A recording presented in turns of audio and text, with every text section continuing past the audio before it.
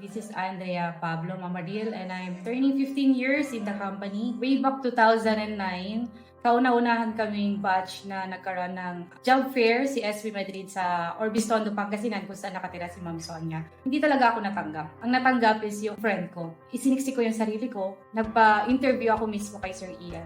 Sherilyn Padua, mag-11 years na po sa company this coming April. SP Madrid is my first job. And sa first job kong to, ang dami na pong nagawa ni SP Madrid sa buhay ko. Crisanto Naigan, 8 years na sa SP Madrid Law Firm.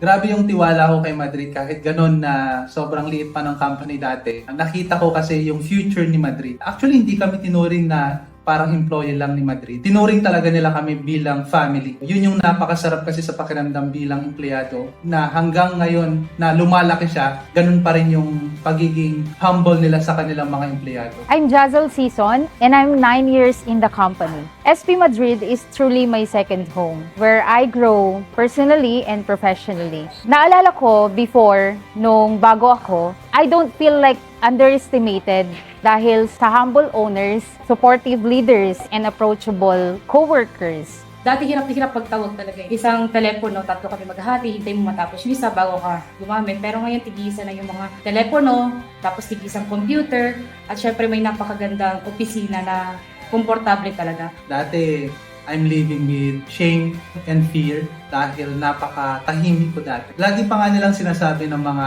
leaders ko, step out your comfort zone. Grabe yung pagbabago na ginawa ni Madrid sa buhay ko. Sobrang pasasalamat ko dahil part ako ng growing company. Nasasabi ko lang, mahalin niyo yung trabaho ninyo.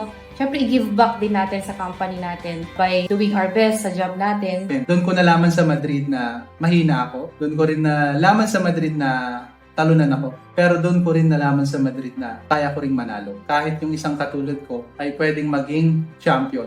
Ang kagandahan dito sa SB Madrid, hindi ka lang puro trabaho kasi tinuturuan ka nila kung paano maging matatag din sa buhay. Habang dumadaan yung mga years, because of the commissions, nabibili ko na lahat ng mga gusto kong bilhin sa sarili ko and nakakapagbigay na po ako sa family ko. Napagawa ko yung bahay ng pamilya ko. I'm very thankful for SP Madrid. And now, I can say that I am financially stable. I'm so proud kasi marami akong naipundar sa tulong ni Madrid. Kabila ako ng motor ko.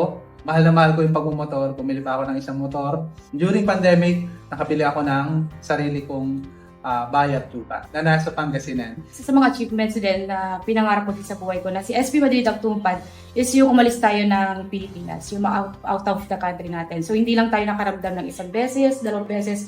I think this 4 times na din tayo nakapag out of the country. Currently, we are building our house na po. Because of SP Madrid, nakabili na po ako ng sarili kong lupa. Hindi ko po yun mabibili kung wala pa ako sa magandang company. Dito ko lang din naranasan sa SP Madrid, i-treat ka talaga nila professionally. So balance lang talaga. Wala talaga silang kinikilingan. Dito ko rin natagpuan ang aking napangasawa. Pinaka-recent na memorable din, last awarding natin dito sa Okada, yun yung pinapangarap ko sa buhay ko na mag-rank number 1. Natupad siya dito mismo sa kung nasaan tayo ngayon. Thank you kay Madrid kasi yung mga bagay na to, hindi ko ma-achieve kung wala yung tulong ni Madrid. Andrea, buti na lang, hindi mo tinuloy yung pilinano at binalak mo kasama ni April Resultan na lumipat sa ibang company. Kasi kung lumipat kayong dalawa at tinuloy nyo yon, hindi ganito kagandang buhay na meron kayo. Dear future Chris, mapapanood mo to ngayon,